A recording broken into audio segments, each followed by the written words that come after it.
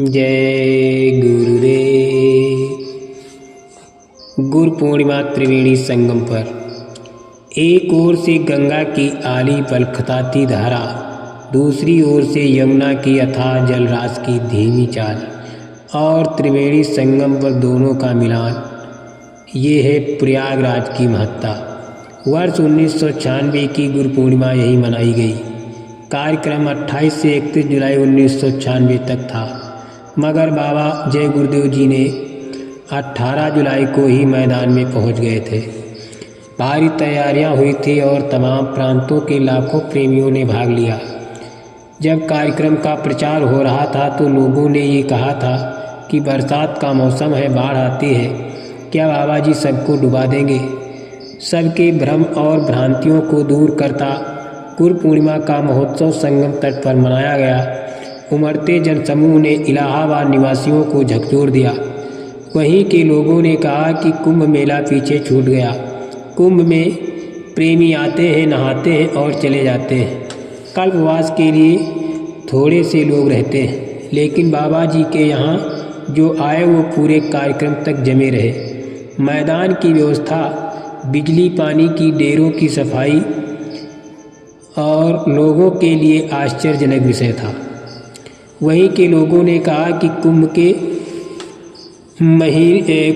के महीने में पहले संक्रांति तंत्र जुटते हैं, तैयारियां शुरू की जाती हैं और कुल देकर उतनी ही तैयारियां मैदान में हुई, पर यहाँ समय कुछ नहीं लगा। देखते देखते संगम का मैदान हर दृष्टि के आकर्षण का जन केंद्र बन गया और देखने के लिए शहर के लोगों का तांता पूरे दिन लगा रहता। गंगा मैया और यमुना मैया ने पूरा सहयोग दिया। जय गुरुदेव बाबा ने सबकी मर्यादा रखते हुए, सबका सम्मान करते हुए आए हुए श्रद्धालुओं, प्रेमियों, जिज्ञासुओं से गंगा और यमुना को प्रणाम करवाया और ये प्रार्थना कराई कि मैया तुम हमारे बाल बच्चों का ख्याल रखना।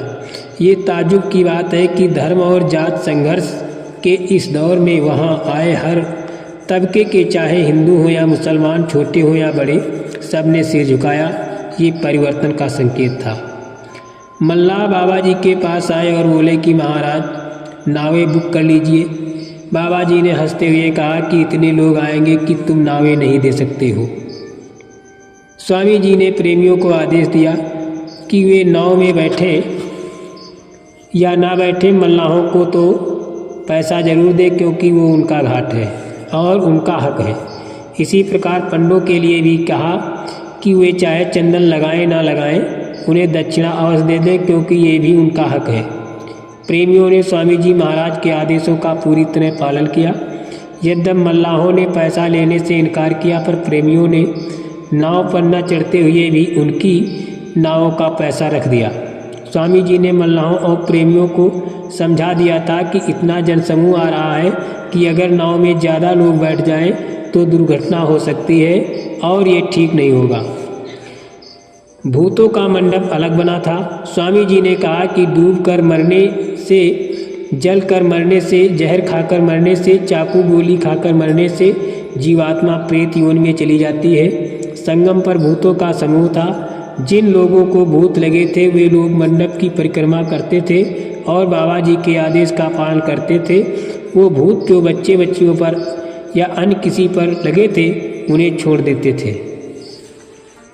29 जुलाई को रात्रि में यमुना थोड़ी उछली और दूसरी तरफ गंगा ने भी कदम बढ़ाए तो मल्लाहों और पंडों में बेचैनी हुई और प्रशासन सतर्क हुआ। स्वामी जी महाराज के पास संदेश आया कि पानी बढ़ रहा है, अतः मैदान खाली कर देना चाहिए। स्वामी जी ने सबको आदेश दिया कि सब लोग अपने अपने सामान बांध लो। यही तो स्वामी जी महाराज की विशेषता है कि उनका हर काम मानव जैसा ही होता है। अगले दिन गुरु पूर्णिमा की पूजा संगम पर संपन्न हुई, लेकिन प्रशासन चिंतित था कि लाखों लोगों के जीवन मरण का प्रश्न है। लखनऊ सचिवालय से बराबर संपर्क जिलाधिकारी का बना हुआ था। जिलाधिकारी ने स्वामी जी की महाराज से प्रार्थना किया कि मैदान जल्द से जल्द खाली करा दें और जो भी प्रशासनिक सहयोग चाहे ले लें। 30 जुलाई को प्रातः पूजा समाप्त होने के बाद सत्संग हुआ। फिर स्वामी जी ने प्रेमियों को आदेश दिया कि वे जल्द से जल्द मैदान को छोड़कर ऊपर की तरफ चले जाएं। देखते ही देखते प्रेमियों का जाना शुरू हो गया। स्त्री पुरुष बच्चे और सब अपने अपने सामान को लेकर संगम का मैदान छोड़ने लगे। ऐसा लग रहा था कि चिड़िया झुंड की झुंड उड़ रही हो। साथ ही डेरे टेंट और जो टीनों के चादरों के से बनाई गई थी फटाफट उखाड़ने जाने लगी। इस कार्य को देखकर यमुना के किनारे बने पुराने किले पर से सेना के सिपाही भी आश्चर्यचकित थे। उधर धीरे धीरे दोनों नदियों के पानी का फैलाव बढ़ने लगा। स्वामी जी महाराज की कृपा से बांसबल्लियाँ, बिजली के तार, माइक, टीनों की चादरें, पानी भी की पाइप लाइनों का सिमटाव कुछ ही घंटों में होना था। स्वामी जी का डेरा उखाड़कर सड़क पर लेटे हनुमान मंदिर के दूसरी तरफ पड़ा था। पानी के बढ़ने का क्रम धीमा था और मेला मैदान में सिमटाव का काम तेजी पर था। टीनों तथा बांसबल्लियों को उखाड़ने में भूतों ने भी बड़ा सहयोग दिया। वे भी महात्माओं से दया की भीख मांगते रहे। रात के 12 बजे तक पूरा संगम का मैदान खाली हो चुका था और गंगा व जमुना का जल एक हो गया था। सड़क से पानी की लहरें टकराने लगी थी। सब हैरत में थे। लोगों ने कहा कि मिलिट्री फेल हो गई। सेवादार स्वयं आश्चर्यचकित थे कि जो सुतलियों से के बंधन रोशनी में भी खुलने से में परेशान करते थे, वे अंधेरे में फटाफट खुलते जा रहे थे और एक ही झटके में बल्ली जमीन में से ऊपर आती जाती थी और टीन के चादरें जो लगी थी एक बार में घनघोर आवाज करके अलग हो जाती थी। गुड़ पूर्णिमा के दिन 30 तारीख को सत्संग के बाद स्वामी जी को लोगों ने बताया कि यमुना में गिरने वाला नाला उफन रहा है, उसमें नावें आ गई हैं और सत्संगी उसमें बैठकर पार सड़क कर रहे हैं। यात्रियों के लिए अस्थायी बल्लियाँ डालकर नाले के ऊपर बनाया गया पुल फेल हो चुका है और उसके ऊपर पानी बह रहा है। एक ही मुख्य सड़क बाकी बची है जिस पर से होकर अब पार जाया जा सकता है। स्वामी जी की गाड़ी में बैठकर सड़क पर तक गए और प्रेमियों को आदेश दिया कि सड़क के अगल बगल में मिट्टी डालकर पानी के प्रवाह को रोक दो। तत्काल श्रमदान होने लगा। इस प्रकार नाले के रास्ते यमुना का चढ़ता हुआ पानी का वेग कुछ समय के लिए थम गया।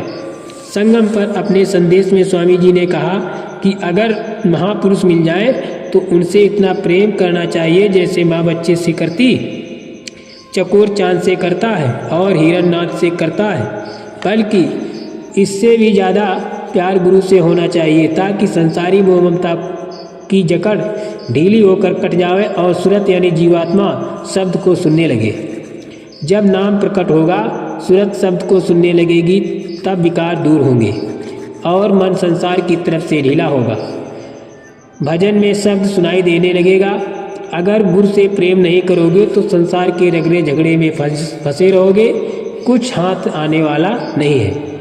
इस दुनिया में सब धोखा ही धोखा है। गुरु से प्रेम हो जाए तो उसके बाद अच्छे काम करो, सांसारिक बंधनों से छूटने का काम करो, जितना जरूरी हो उतना काम करो, बाकी भजन में समय दो। ऐसा कोई काम मत करो जिससे संसार में फंसाव हो। जो विचारवान है, विवेक रहते हैं, उनको समझाया जा सकता है, पर जो मूर्ख हैं उनकी समझ में कुछ नहीं आता। ऐ इंसान, अपने आप को जान। अध्यात्मवाद का सार ये है, मैं कौन हूँ, मैं कहाँ से आया हूँ, मरने के बाद कहाँ जाऊँगा, जन्म मरण का क्या राज है। परमात्मा है, जीते जी मिलता है, मरने के बाद नहीं। किन्होंने पाया, मरने के पहले पाया, इसके लिए पूरे गुरु की मदद जरूरी है। जय गुरुदेव।